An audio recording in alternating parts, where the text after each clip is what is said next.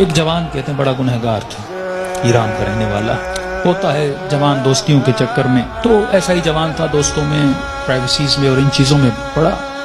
جب والدین نے زیادہ پوچھنا شروع کیا تو اس کو پتا تھا اب گھر میں تو یہ میں کام نہیں کر سکتا، نشے کا عادی ہو چکا تھا، تو اس نے ماں باپ کو چھوڑا۔ کہتا میں اتنا بد اخلاق تھا، جب غصہ آتا تھا تو کبھی کبھی ماں کو بھی مارتا تھا، باپ کو بھی۔ جب نفس کی حکمرانی ہو جائے نا بندے پر تو ظالم بھی بن جاتا ہے۔ کہتا الگ میں نے فلیٹ لیا، ایک گاڑی تھی، میں اس سے مسافر اور پیسنجرز اٹھاتا تھا ایران میں، جو دن میں کمائی ہوتی تھی، رات کو نشہ، گناہ، فحاشی۔ کہتا محرم کا مہینہ شروع ہوا، ایام محرم آئے، 6 دن گزر گئے، میرے دوست نہیں آئے۔ میں نے فون کیا کیوں نہیں آئے؟ انہوں نے کہا کہ مصیبت کے دن ہیں، ایام ازاں ہیں، ہم گنہگار ہیں لیکن کم از کم 10 دنوں میں ہم احترام کرتے ہیں۔ تو کہتا میں غصے سے دوستوں کو آنے کی ضرورت نہیں ہے، میں نے گاڑی نکالی اور راستے کو جا رہا تھا، مسافر اٹھاتے اٹھاتے رات بہت لیٹ ہو گئی تھی، اور اس راستے پہ ایک میں نے لڑکی کو کھڑا ہوا دیکھا، اسے میں نے گاڑی میں بٹھایا، کہاں جانا ہے؟ کہ سیدھا جانا ہے۔ آگے چلتا گیا، اچانک نفس نے غلبہ کیا، گناہ نہیں کیا تھا اتنے دنوں سے، ذہن میں خیال آیا اکیلی خاتون گاڑی میں ہے، نیت گناہ کی، گاڑی کو میں نے موڑا۔ یہ جوان بچی محجب کہنے لگی کہاں جا رہے ہو؟ مجھے تو سامنے جانا ہے۔ میں نے وہی گناہ والے جملے بولے، اسے دعوت گناہ دی۔ کہ بچی رونے لگی تو کیسی باتیں کر رہا ہے؟ اس نے کہا میں نے تو ارادہ بنا دیا ہے۔ کہتا مجھے واسطے دینے لگی، اب اکیلی خاتون کیا کرے، اسپیڈ سے میں گاڑی چلا رہا ہوں، دروازے لاک ہیں۔ کہتا مجھے واسطے دینے لگی، ظاہر ایران تو مطلب دونوں شیعہ ہیں۔ کہنے لگی تجھے حسین کا واسطہ، تجھے مولا علی کا واسطہ، تجھے امام زمانہ کا واسطہ، ایرانی حضرت عباس کا بڑا احترام کرتے ہیں، تجھے ابو الفضل کا واسطہ۔ کہتا میں نے کچھ بھی نہیں سنا۔ میں نے کہا یہ چھوڑ دو عقیدے کی باتیں، فلاں کا واسطہ، فلاں کا واسطہ، کس نے دیکھا ہے؟ کہتے آخر میں اس نے ایک جملہ کہا جس سے میرا وجود کانپ گیا۔ کہا تجھے نہیں پتا میں کون ہوں؟ کہا میں سمجھا بولے گی فلاں پولیس والے کی بیٹی ہوں، فلاں افسر کی بیٹی ہوں، یہ ہو وہ ہوں۔ میں نے کہا کون ہوں؟ کہا میں سید زادی ہوں، تجھے واسطہ میری دادی زہرا کا، میرا ادب نہیں کرتا، میری دادی کا ادب کر۔ کہتے پتا نہیں ایسا کیا ہوا۔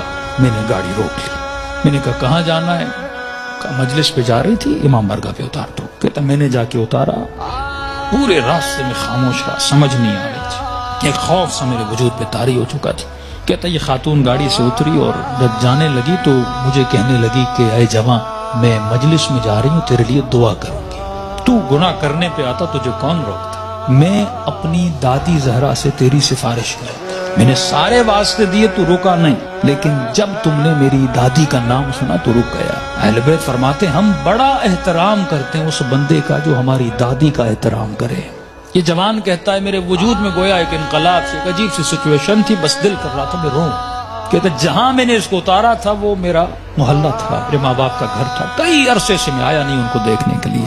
میں نے کہا اس بہانے سے جاؤں، ماں باپ سے مل کے۔ کہتا اب جیسے میں نے کچھائی کی تو اچانک ذہن میں خیال آیا، اب پاورفل ہوا، میرا روح پاورفل ہوا، نفس کمزور ہو گیا، میں نے نفس کو مارا، اس کے گلے کو گھونٹا، اور میں نے اپنے روح کی آواز کو سنا تھا۔ اب اچانک میرا روح پاورفل ہوا، میں گھر کی طرف گیا، گھر کا دروازہ کھولا، اندر گیا، گھر میں کوئی نہیں تھا۔ کہتا میں نے ٹی وی کھولا، اتفاق سے ٹی وی پر ایک ایرانی ذاکر کربلا کے مسائل پڑھ رہا۔ کہتا میں سن بھی رہا تھا، رو بھی رہا تھا، اور اچانک جب میں نے چینل بدلا تو جنت البقیع دکھایا جا رہا تھا، سیدہ کی ٹوٹی ہوئی قبر دکھائی جا رہی تھی، اور ذاکر بتا رہا تھا کہ نبی کی بیٹی اتنی مظلوم ہے کہ اس کی قبر کا کوئی نشان بھی نہیں ہے، ہمارے گھروں پر بھی چھتوں کا سایہ ہے لیکن نبی کی اولاد کی قبروں پر کوئی سایہ نہیں ہے۔ اس نے سارے مسائل پڑھنا شروع کی، اتنے درد بھرے مسائل، کہتا میرا دل پھٹنے لگا جب میں نے سنا اتنی بہترامی نبی کی بیٹی کی۔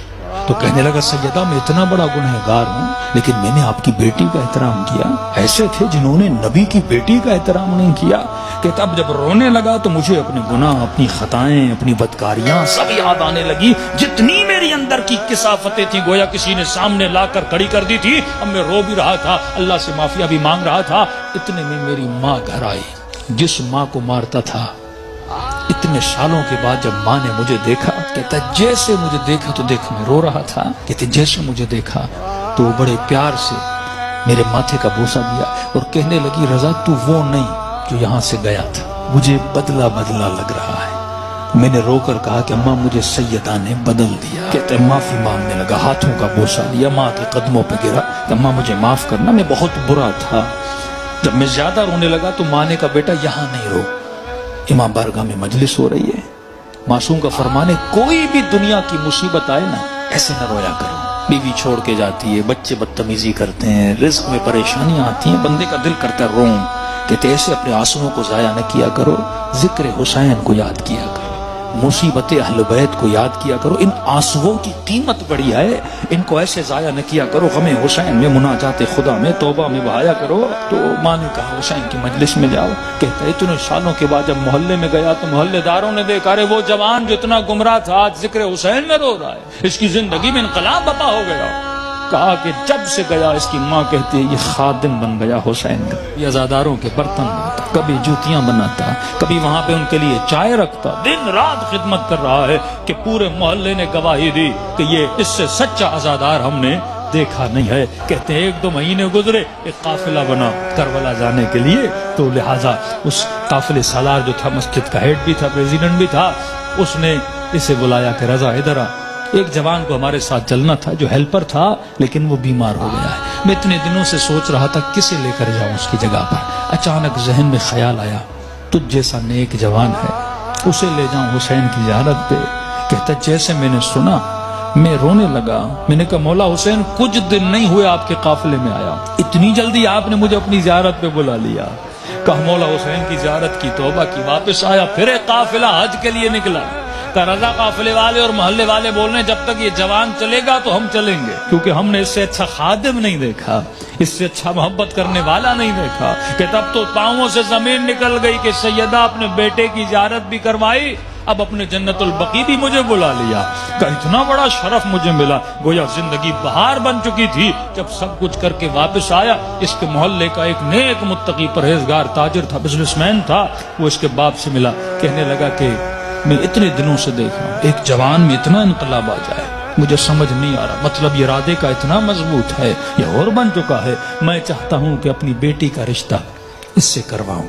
اس نے کہا کہ میں اپنے بیٹے کی گارنٹی نہیں دیتا، تجھے پتا 4 مہینے پہلے کیا تھا اب کیا ہے، بات کرنی اس سے جا کر خود کر۔ اس کے پاس ہے، کہنے کا رضا اپنی بیٹی دینا چاہتا ہوں لیکن ایک وعدہ دو۔ کہ کون سا وعدہ؟ کہ وعدہ یہ دو کہ پھر حسین کو چھوڑو گے نہیں، یہ دروازہ چھوڑ کے جاؤ گے نہیں۔ کہنے قبلہ میں اپنی ہر نماز میں دعا کرتا ہوں اے خدا وہ دن میری زندگی کا آخری دن ہو جب میں حسین کے ہاتھ کو چھوڑ کے چلا جاؤں۔ کہتے کل رشتہ لے کر آ جانا۔ کہتے یہ جوان اپنے ماں باپ کے ساتھ رشتہ لے کر گیا۔ جب اس کے گھر میں داخل ہو، ایران میں رسم ہے جس بچی کا رشتہ لینے جاتے ہیں وہ چائے لے کر آتی ہے، وہ بچی چائے لے کر آئی، جیسے اس جوان نے کپ اٹھایا اس بچی کی نگاہ اس کے چہرے پر پڑی، کہتے ہیں ہاتھ سے وہ ٹریل گرا اور چیخ مار کے بے ہوش ہو گئی، کمرے میں لے گئے، بڑی دیر کے بعد ہوش میں آئی اور جیسے ہوش میں آئی زار و قطع رونے لگی اور اس کی زبان پر بس ایک ہی نام تھا، یا فاطمہ الزہرا، یا فاطمہ الزہرا۔ ماں پریشان، بیٹی رو کیوں رہی ہو؟ ایسا کیا دیکھا؟ یہ جوان پریشان، اس کے ماں باپ پریشان، ایسا کیا ہوا؟ کہتی اماں اللہ کی قسم ہے کل رات میں نے خواب میں سیدہ فاطمہ کو دیکھا تھا، مجھے سمجھ نہیں آ رہا تھا، کل رات بی بی اسی جوان کا فوٹو مجھے دکھا رہی تھی اور کہہ رہی تھی کہ تو میری چاہنے والی ہے، جب اس کا رشتہ آئے اسے انکار نہ کرنا، اس نے میری بیٹی کا احترام کیا تھا۔ تبھی فرمایا جب تو 1 قدم اہل بیت کی طرف جاتا ہے وہ 10 قدم آگے بڑھاتے ہیں، لیکن سوال یہ ہے کہ یہ قدم اٹھے